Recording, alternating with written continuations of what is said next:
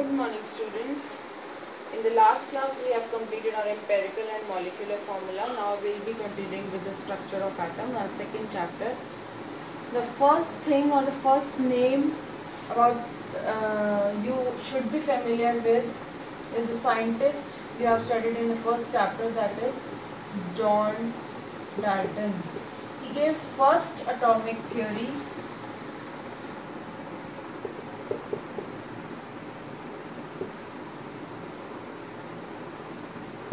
First atomic theory of matter, which regarded, this is important, you should know, regarded atom as ultimate particle of matter. What is this ultimate particle of matter? Means atom cannot be divisible. This is the first theory given by John Dalton. Now this was not true, or when the scientist J.J. Thomson came to know, or when by his theory, or you can say by his experiments, he came to know that not only J.J. Thomson, you can say, but along with many scientists like Faraday also, who has a main role in this discovery of electrons. What they did, this is incorrect, proved incorrect, that it is a ultimate particle of matter. So what happened? How they came to know that atom is further divisible? First of all, Faraday studied electrical discharge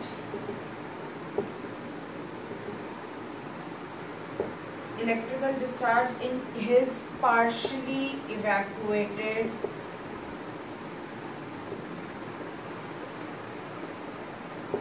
tubes. First of all, you should know that partially evacuated tubes known as cathode ray discharge tube. Important, very important. What is cathode ray discharge tube? Now we will be discussing that. What the first thing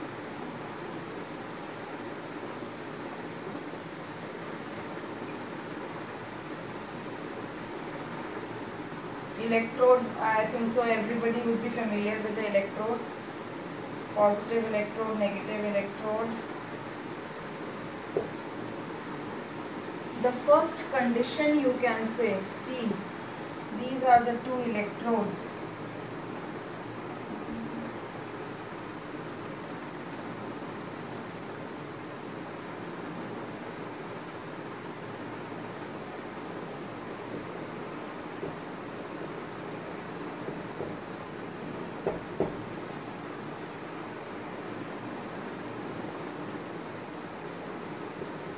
Anode, which is positive, cathode, which is, everybody know, which is negative.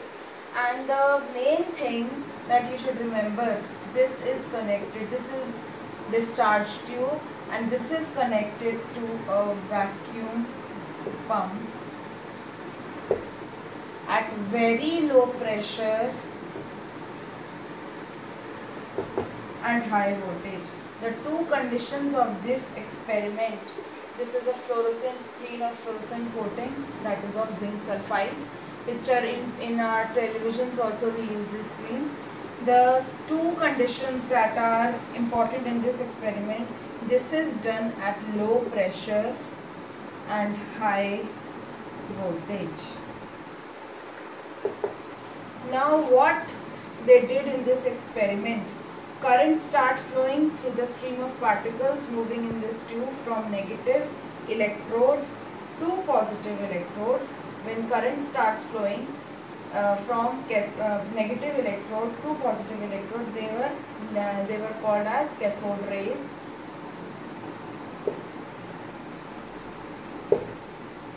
And when the current starts flowing through the stream of particles,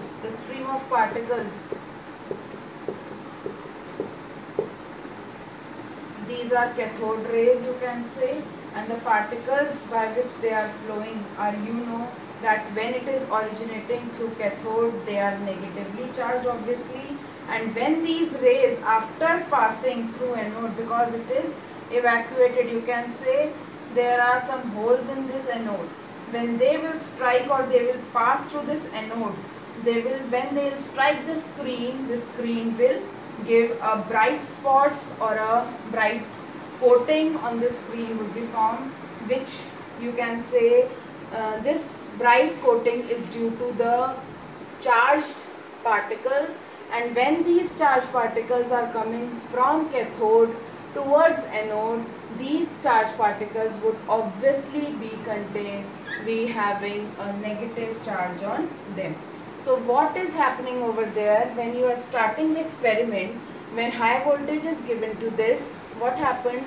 Some rays in form of particles are moving from this negative electrode towards this positive electrode. And how you know this?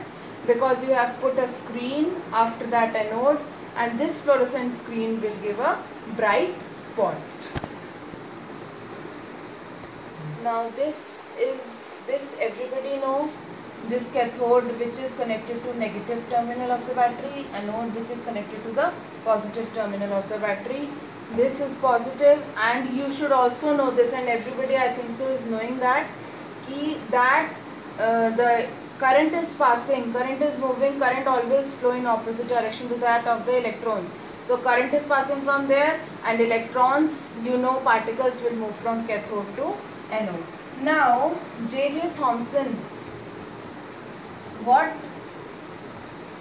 in continuation, what he discovered, important point, that to be J.J. Thomson measured a ratio of electrical charge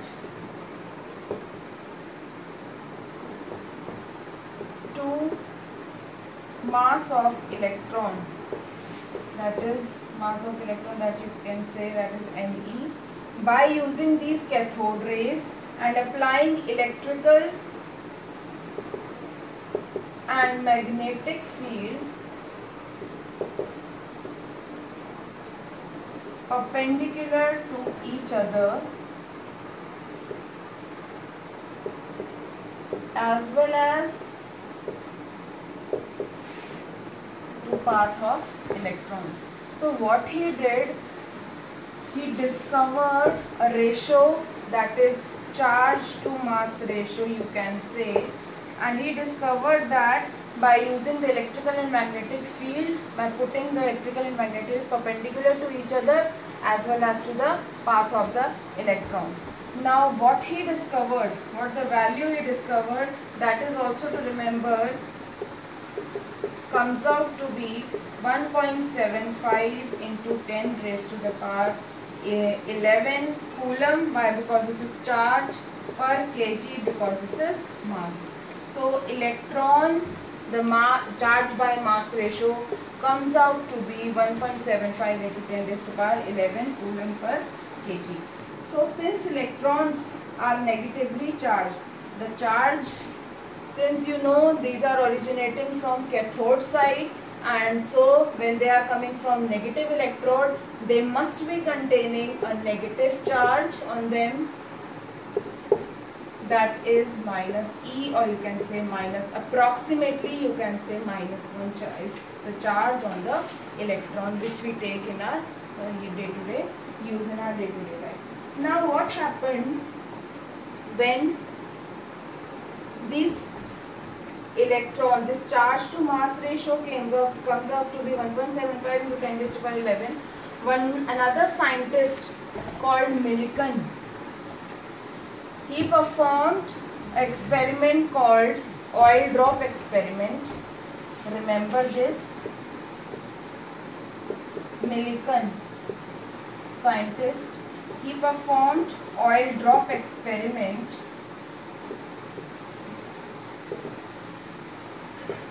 to determine the charge on the electron, only the charge, now not the ratio, charge on the electrons. He found the charge, that the oil drop experiment is easy experiment given in your books, textbooks, in a green portion, oil droplets, you can read that. But the thing to remember is that the charge on electron was discovered by this Millikan.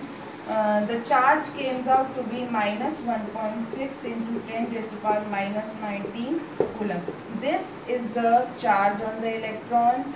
This is the ratio. So you can calculate the mass of the electron also. How? See, this is the ratio, this is the charge.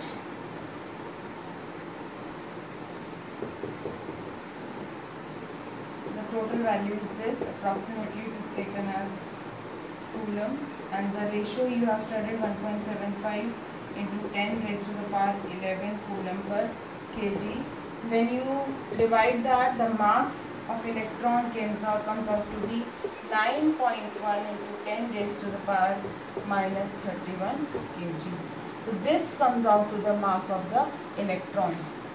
Now, after origination of a particle that contains a negative charge, that are electrons, when you know that atom is electrically neutral, scientists have told, Dalton also have told that atom is electrically neutral. When atom is that, what does this mean? Atom is electrically neutral. Atom is electrically neutral means that how many electrons are there will cancel the positive charge. So when there are some negative particles in an atom, there should be some positive charge also, positive particles also. When origination of negative particles is discovered, so some positive particles must be there. So this was the concept on which discovery of protons began. Key atom is electrically neutral, so scientists have tried to find out the positive charged particles also by using this type of experiment only. What they did, electrical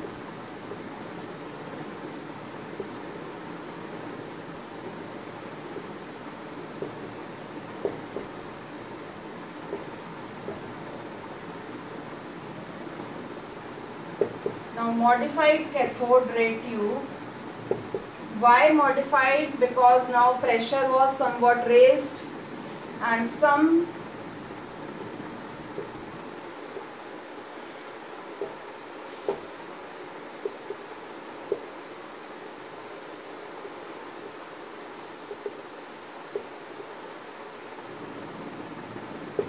carrying positive charge called canal rays.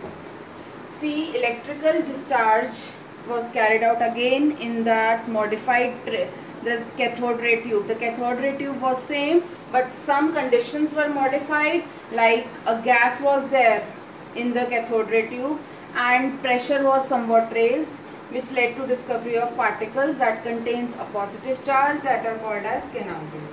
Now the one thing or the first condition that was changed was very important. Unlike cathode rays,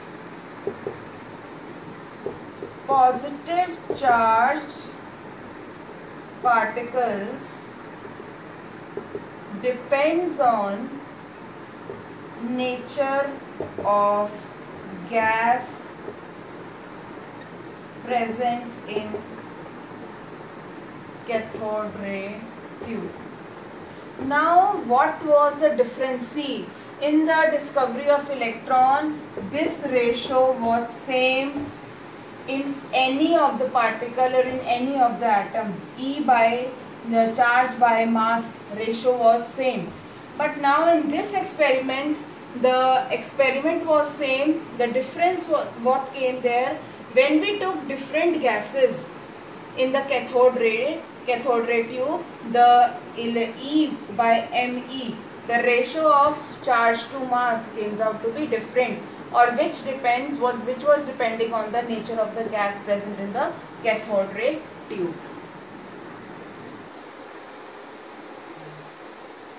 Now the difference, if you say first difference is this, And the difference which came out, if anybody asks you what is the difference in discovery of electron or proton, you can say that electrons are originated from the cathode, but you can't say that protons or anode rays are not originated from that. Protons, you can say they are originating from the gaseous ions. They depend on the gas taken, nature of the gas taken, and these anode rays, cathode rays were originating by that cathode sides, but the cathode rays are not from that, you can say, protons. In case of lightest gas, you can say when he taken hydrogen gas. Hydrogen gas, why? Because it is the smallest and the lightest gas, and the smallest and lightest positive ion was obtained from hydrogen and was called proton. So remember this thing, this line you should remember.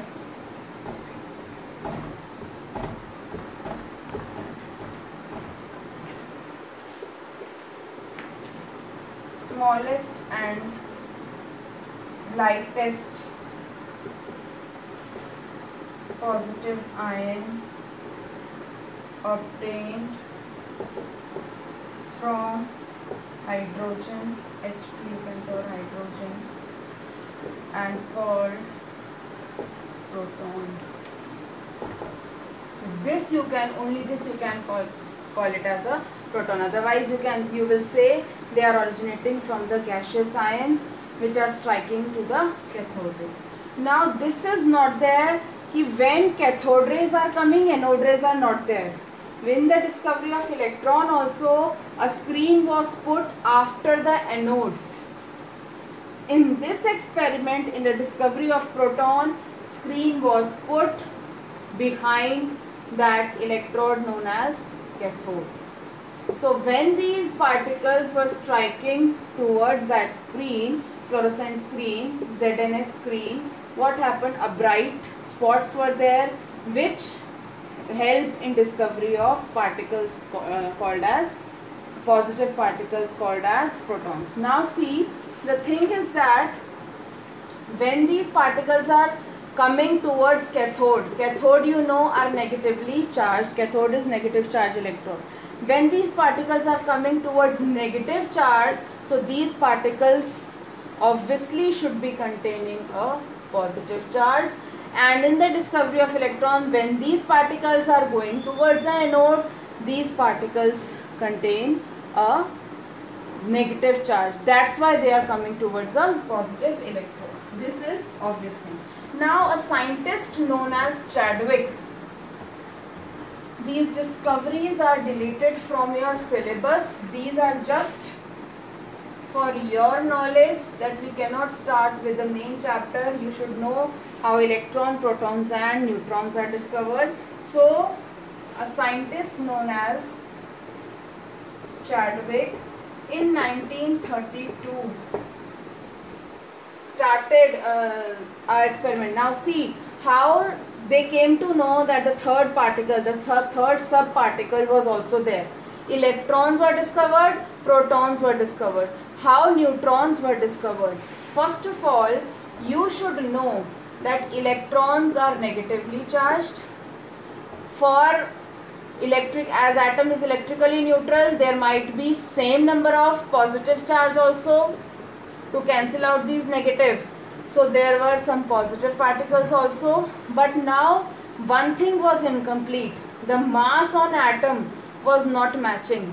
The mass on that atom, which was calculated value and that was scientific value, was not matching. There might be some particles that were containing a mass, because extra mass, this is negligible mass, this is containing mass, but the total mass of atom was not matching to that of the proton. So there might be some particles more which were containing, which should be containing a mass but no charge. No charge should be there. That's why neutrons are electrically, you can say the charge is zero on them. And they should contain some mass, that the mass that is almost equal to that of the proton. So a scientist, Chadwick, started bombarding a thin sheet of beryllium by alpha particles. When electrically neutral particles having a mass slightly greater than that of protons were emitted. He named that particles were named as neutrons. So only this thing you should know, how they are discovered, how they came to know that some particles, some third subparticles would also be there, that are neutrons, because mass was not matching, and some beryllium, that how it is discovered, beryllium when by alpha particle, thin sheet of beryllium was struck by alpha particles, electrically neutral, that were having the mass but no charge was there on the third particle, that are neutrons. So electrons also discovered now, protons also discovered, and then neutrons also. So now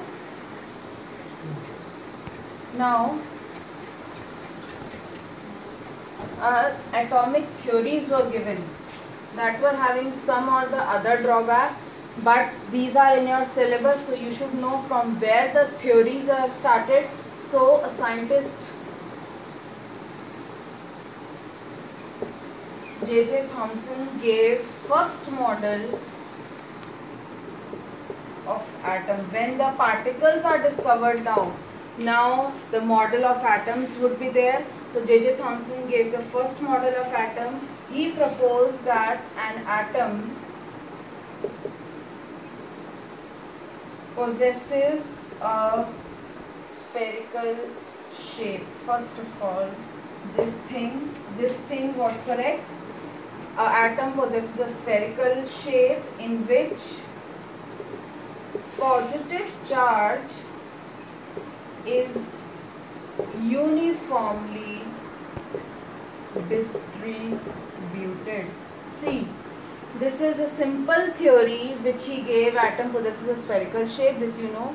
He compared this to a plum, or you can say to a watermelon. Easy would be a watermelon. See what you do, you cut your watermelon into two pieces. The one piece, what you will see, the red portion is there, and some seeds, or you can say some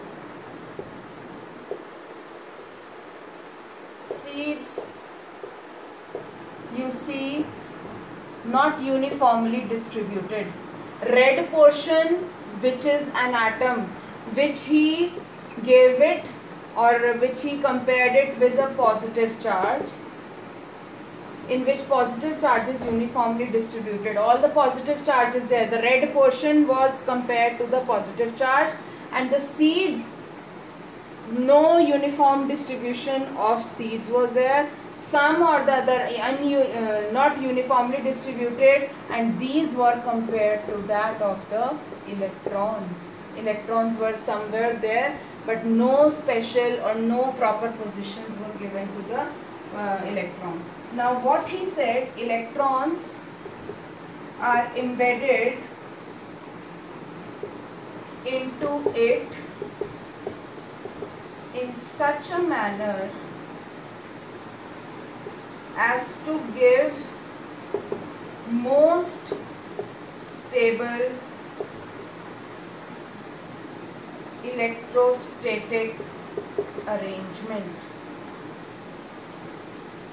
And some names that were given to these models, you can say plum pudding, in which raisins are there. You can compare these electrons with the raisins. Like of the kheer, the white portion, the chawal wala portion, white portion is all of the positive charge, and some raisins where you putting nuts and raisins that are of the electrons. Now this is plum pudding, raisin pudding model, you can say, different names are given, or you can say watermelon model.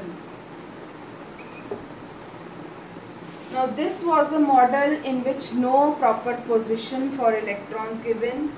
So this was somewhat have a 2 or 3 drawbacks. He gave a spherical shape, this was okay, but no proper positions were given. And now another scientist known as Rutherford model of an atom, Rutherford came after him, J.J. Thomson, Rutherford came.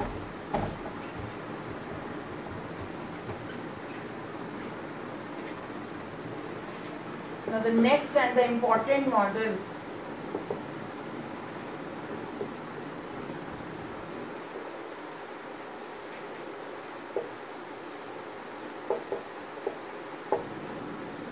what he did, he bombarded very thin gold foil with alpha particles. Alpha, beta, gamma, you know, alpha particles contain 2 positive charge plus 2 charge, and when these positive particles strike that gold plate, you can say, these particles were deflected or deviated from their way. And then he gave a special model how he made the structure. You see, this is alpha particles. Alpha particles come from radioactive element. Source of alpha, radioactive element.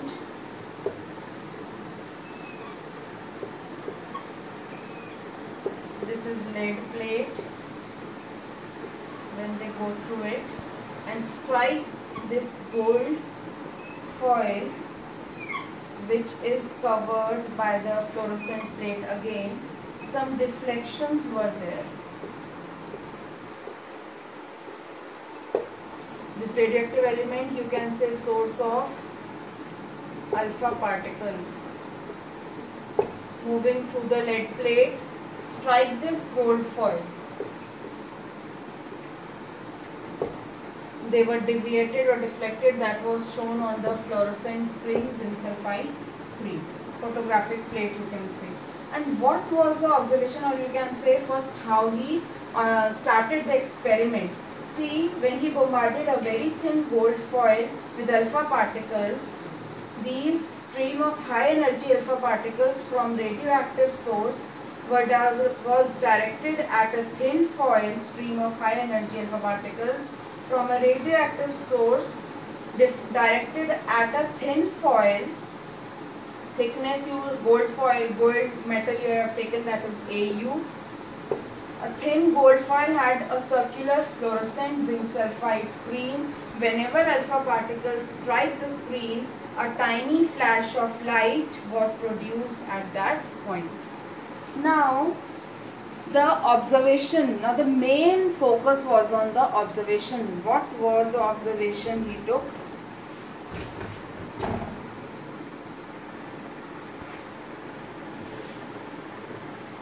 Mainly when these particles were striking, it was observed, then points we will be discussing, most of alpha particles passed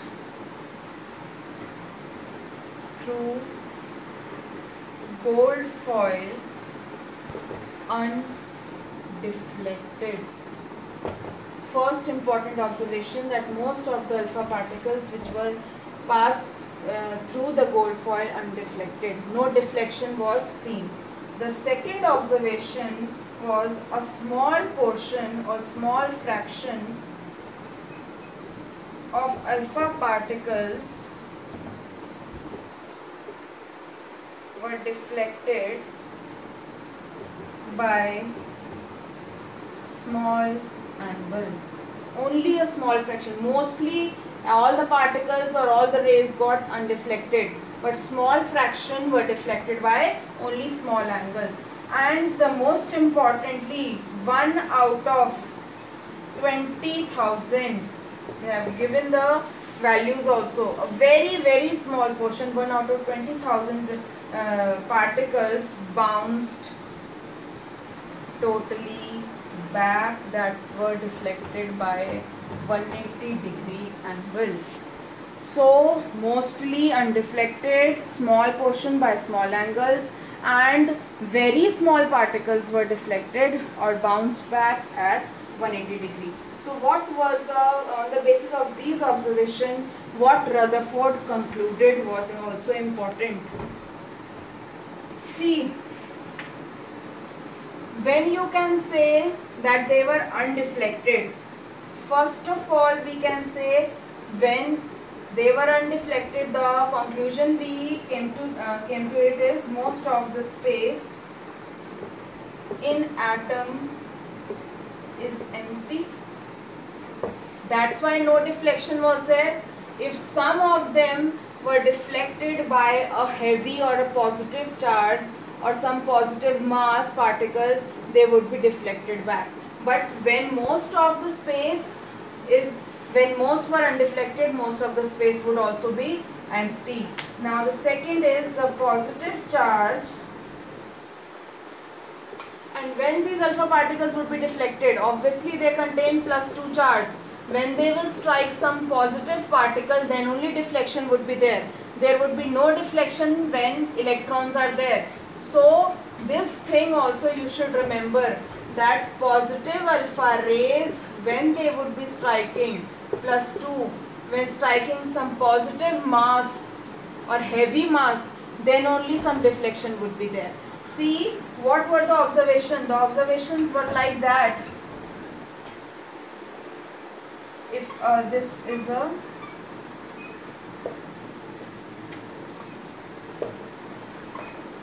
many of them were undeflected, you can say. Now some were deflected by small angles, and only 1 out of 20,000 that strike that portion, 1 out of 20,000 bounced back, reversed back by 180-degree. So most of the space in the atom, you can say, is most of the space is empty in the atom. So the second conclusion, you can say, the positive charge is concentrated in a very small volume that repelled and deflected positive charged alpha particles. Only a small portion of positive charge is there, and that too which is concentrated in a small volume, that is the nucleus. You know, this total is the atom, and in a small portion this heavy mass nucleus which is of positive charge is there in the small portion. In the third conclusion, volume occupied by nucleus is, you can say, negligibly small as compared to total volume of atom.